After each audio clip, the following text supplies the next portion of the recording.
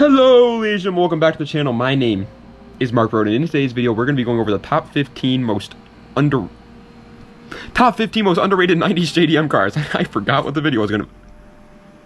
We almost just lost power. Please don't lose power. I will cry if we lose power. But yeah, that's today's video. Top 15 most underrated 90s JDM cars. Sorry about that. Did you see that? It's kind of flickery out there.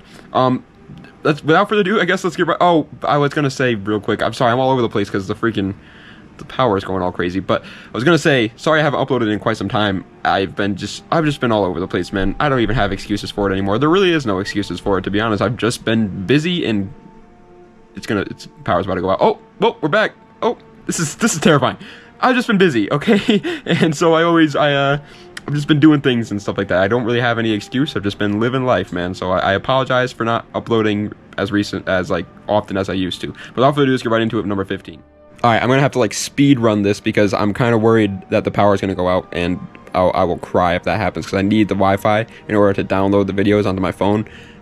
Please, for the love of God, do not go out. But 15th place is the Mitsubishi 3000 GT VR4. Now, obviously, in terms of what cars are cool, the 3K GT deserves to be number 1 on this list, because we're gonna find out that there are some cars here that are nowhere near as cool as the VR4 3000 GT. But since it is an most underrated list, I would say that the 3000 GT is probably the most known on this list, and so it's here at the number 15 spot. It's still really slept on though. You know, these things are absolute monsters. All-wheel drive, 4-wheel steering, active aero. 300 horsepower from factory. They're beasts, and I feel like they deserve to be a JDM Legend, and yet they aren't. Coming in at 14th place, my lights are flickering so much, they're trying to give me a seizure, is going to the Mazda Cosmo. This is another one that people are definitely starting to learn about. You know, they're on, I see some TikTok boys even talking about, God, these lights flickering is driving me insane, man. I feel like I'm in a horror movie. But yeah, I even see some TikTok boys talking about the Cosmo nowadays. It's rare because it's a 3-rotor. That's pretty much it. It's the only 3-rotor rotary engine out there. The FB ARC-7s, FD ARC-7s, FC ARC-7s, all that come with 2 rotors. Actually, I think the FB came with a 1-rotor, if I'm not mistaken. But either way, they're 2-rotor cars. Most of them don't have as a matter of fact, none of them have a 3-rotor except for this car, which is really cool. But everything else about it kind of does suck. So that's kind of the reason why I didn't get as crazy as you would expect. But still, the fact that it has a 3-rotor is enough to bring it up there, in my opinion. Coming in at the 13th position is going to the wonderful Nissan Stage A. There are people that pronounce this in different ways, like Stage A. I'm pronouncing it Stage A. That I'm from America, and that's what it looks like to me, okay? I'm sorry if I got that incorrect. It's a wagon Skyline, pretty much. A lot of people say it's a wagon GTR. That is not the case, man. These things are not all-wheel drive with an RB26. It really isn't. It's not a GTR. It's a Skyline, yes. It has RBs in it, and it's rear-wheel drive, which is baller. But it's definitely not a GTR. But they are still super cool, just for the fact that the Skylines in general are awesome. You give it a wagon version of it, now it's just awesome times 2. Coming in at number 12 is a car that started it all, the Acura Legend. Although it's not quite legendary because people don't talk about these things, even though they should. It's a front-wheel drive Acura, as always, but it's the first front-wheel drive Acura. What? Say what? That's awesome, obviously, but it's also awesome in every other way as well. It was luxurious, it was decently quick. I keep saying was because it's a 90s car, so obviously nowadays it's not super luxurious or super quick or anything like that, but it was reliable. It had everything that you wanted in a Honda, but it also had luxury to it as well, and some speed, where, let's be honest, most Hondas aren't the quickest cars when they come out of the factory, so that's really impressive, and again, no one really talks about them. Coming in at the number 11 spot is honestly a car that I don't know much about at all, the Mazda MX3. It's a tiny little sports car, kind of reminds you of the Paseo, but it's not a Paseo, it's a Mazda.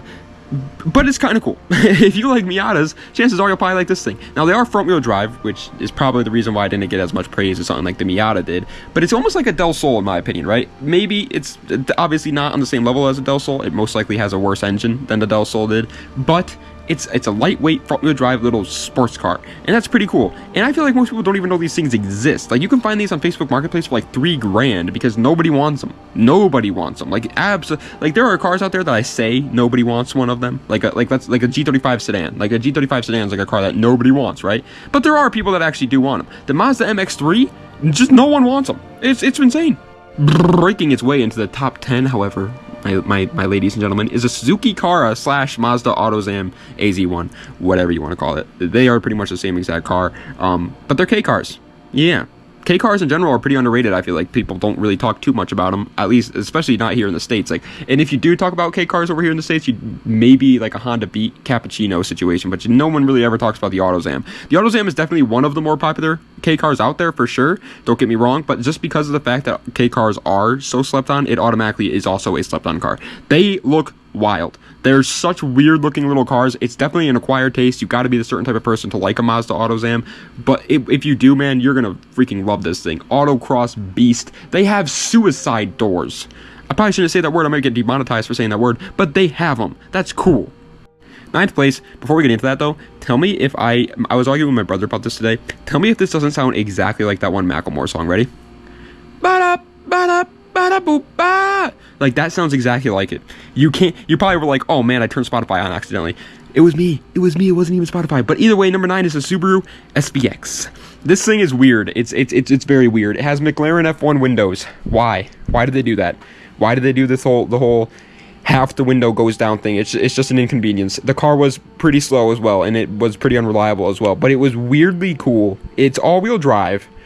Okay, that right there is cool enough. In some countries, it's even rear-wheel drive. So if you're not from America, you might have a rear-wheel drive variant. It's everything about it is just wacky. It has a flat 6 instead of the basic flat 4s that most Subarus have.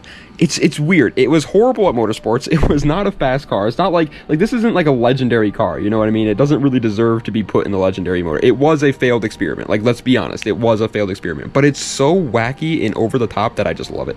Coming in at the number 8 spot is another car that's kind of weird that I'm gonna be honest, I don't know too much about. It's a Toyota Sara. The only thing I do know about this car is they have cool doors. Again, any car with like scissor doors or suicide door, whatever you call these, I don't know what their technical name for them is automatically just baller in my opinion. It honestly kind of reminds me of a larger Mazda MX3. Like, it really does just kind of look like that. It's like, it's got that same like teardrop-ish 350Z style body on it, but like the entire top of the car is pretty much just glass. I mean, you have the B pillars and the A pillars, and those are obviously not glass because they can't be, but the rest of the car, every part of it, window glass. It does have the half window thing that like the Subaru SVX does too, which is interesting, but this one's a lot bigger. It's definitely more of an actual window than the SVX, so I do respect it there. But it's just such an interesting car. All right, but coming in at the number 7 spot is one that you definitely know of, but you just forget about it all the time, because I always do. The Mitsubishi FTO. You can find these things for like surprisingly cheap, man. Like, I found one on Facebook Marketplace not too long ago for $6,000, and it was perfectly fine, no issues whatsoever,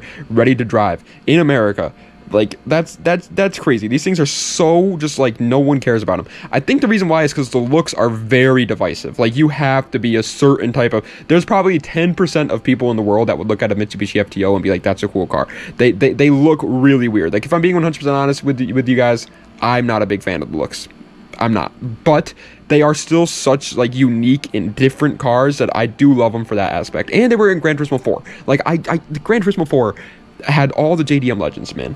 This thing's awesome. It's not like a race car, you know. It doesn't have the best motor or anything like that. It's just front wheel drive, but it's still really cool. 6th place, however, is a drift boy. If you're a drifting boy, if you like to drift stuff, then this car is probably not underrated at all to you. You're probably like, what?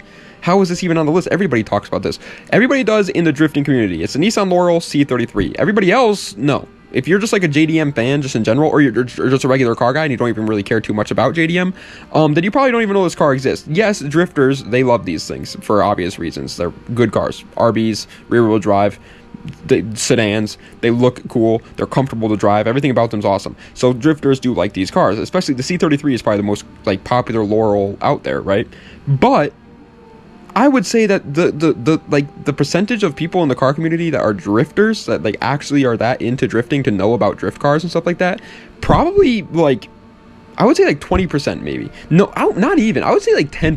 10% of the car community is probably like a diehard drifting fan. They're really a small population, so I feel like most people don't know about them. Coming in at the number 5 spot, breaking its way into the top 5, is the Alexus GS300. First generation though. What? Yeah, the second gen is honestly still a little bit underrated. I mean, it's pretty much just a heavier IS300 and with a longer wheelbase, which yes does make it pretty much just a worse IS300, but it's still really cool. But the first gen GS300 is even more slept on. It's still rear wheel drive, still has a good motor. It still looks pretty decent. It's still luxurious. It's still reliable. It's still fun to drive, and it's now lighter than the second gen, because the first gen is lighter than the second generation GS300, which is just like, how are people not talking? I feel like nobody even knows this thing exists. I didn't even know this existed until like a year ago. I used to just be like, oh, GS300, yeah, there's one of them, and that's it. But no, there's another one. There's the first gen GS300, and it looks cool. The taillights, I will say, are a little bit wacky. The taillights are different, for sure. But I actually kind of like them. Coming in at the number 4 spot, it's another Mitsubishi. Mitsubishi has a lot of underrated JDM cars, man. I don't know why I said JDM, because Mitsubishi's obviously JDM. But either way, it's the Mitsubishi Galant VR4. Another VR4 car, just like the 3000 GT, but this time it's in a Galant. I think it's way more underrated than the 3K GT is. Like, the 3K GT is, again, it's talked about for sure nowadays. Like, people do know about that car. It's just a little bit slept on. But the Galants, like, not at all. Not at all. I do understand it partially. You know, it doesn't have the active aero like the 3000 GT. It doesn't have the 4-wheel steering like the 3000 GT, but it does still have the VR4. It does still have the all-wheel drive. It's got a shorter wheelbase than the 3K GT. It's got better fine-tuned suspension than the 3K GT. It's a lot lighter than the 3K GT. It's a sedan. It's a rally monster. This is the rally Mitsubishi before the Evo was. Like, this is what started it all, man. They're awesome. From one rally legend to another, third place is going to the Subaru Legacy GT 2nd generation. There's a lot of Legacy GTs. I would honestly say pretty much every single generation of the Legacy GT is a pretty slept on car. Like, these things are pretty much just pocket WRXs. I don't know if you'd call them pocket though, because they are actually technically a little bit heavier with a slightly longer wheelbase than a WRX. So I guess they're not technically pocket WRXs, but they're pretty much pocket WRXs. You know what I'm trying to say? They're a WRX in sheep's clothing. You know, she's hiding on you. They are. I will be the first to admit, they're definitely not as much of a looker as a WRX is. Like WRXs, yes, they look cooler than a Legacy GT. I'll be honest, but again, just like the Galant before it. This is what started the Impreza. You know, this is what made the Impreza great, is the Legacies. And these things are sick. Colin McRae drove Legacies, man. Like, he did drive Imprezas too, but for the most part, it was Legacies. Second place is an oddball, because I wanted to put the GTR here, but I decided not to, because I think this one's even more underrated. It's the Nissan Skyline GTST R33. Another RB-powered turbocharged Skyline, but without the all-wheel drive, and it's not the RB26 Det, so it's not as good. But still, really good motor that I feel like no one cares about. Sedan Skylines in general are pretty slept on. Like, R32 sedans slept on, R34 sedans slept on, R33 sedans slept on. The GTST is going to be a coupe, obviously. Well, it could be a coupe or a sedan. But either way, you know what I'm saying. Non-GTR Skylines are pretty slept on. But when it comes to the R33, it's even more slept on. These things get the R33 GTR doesn't even get that much love, let alone the base, well, I say base model, but GTST is the next best thing, but you know what I'm saying, like, not GTR Skylines, it's not a popular one. For the sedan, for the GTSDs, the R32, R34s, they get some love, but the R33 gets none. Honorable mention time, and I'm putting this here as an honorable mention because in countries that aren't America, they are not slept on at all, but it's the Nissan Safiro A31. Here in America, we just don't really talk about them that much. It doesn't really make the most sense for us to, if I'm being honest, because you got to import them. We didn't have them. And if you're going to import a rear-wheel drive JDM sedan, the Safiro doesn't really make the most sense for you. But overseas, dude, these things are like Civics to them. Like, they modify Safiros all the time overseas. These things are like their bread and butter for drifting. It's insane. But first place, what is in my opinion the most underrated 90s JDM car, is the Toyota Mark II JZX100. I don't understand how people don't like these things as much as the Chaser, if not more. I said it and I'm not going back on it. I think the Mark II JZX100 is better than the Chaser JZX100.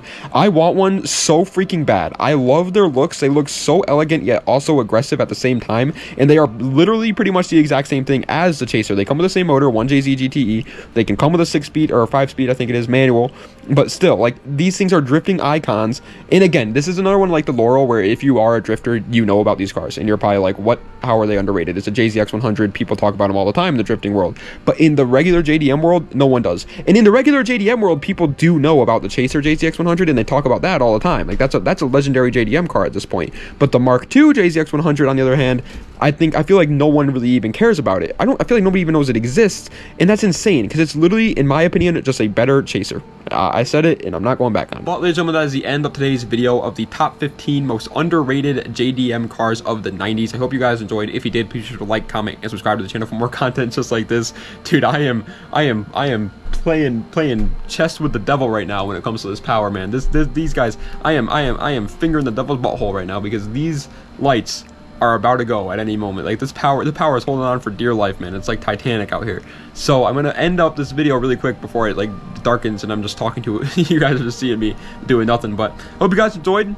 If you did, please be sure to like, comment, and subscribe. I gotta really quickly hopefully download this video onto my phone and start editing it so that I can upload it by tonight because I am really fighting, man. So anyway, das vidania, have a nice night.